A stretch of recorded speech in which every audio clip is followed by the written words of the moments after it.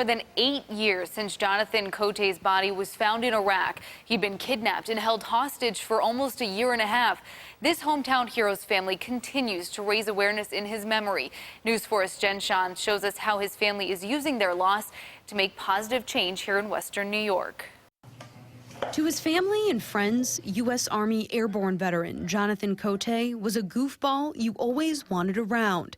He put others before himself and loved to smile. Cote served in Afghanistan and Iraq before returning to Iraq in 2006 to work as a private security contractor. On November 16, 2006, he was taken hostage along with 4 others. 523 days of his absence. For his family, it was the longest 523 days. In April of 2008, the Cotes got the news they were dreading. Jonathan's body had been found. Cote's capture and his death are chronicled in a book called Big Boy Rules. His family remembers him through pictures and stories, but every year they celebrate him in a special way.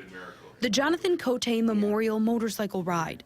His older brother Christopher says riding was one of Jonathan's favorite things. He loved it because it was gave him a sense of freedom, and he loved the speed, he loved the thrill, and I thought what better way than to get people who love riding motorcycles together, ride together, and remember him. This is the 8th memorial ride, which generally attracts around 250 people. Christopher rides Jonathan's old bike. It gives me a sense of that he's there, because I remember him riding that bike, and it just it reminds me so much of him. The ride isn't just to honor a brother and a son. It's to help support a cause that hits the Cotes close to home.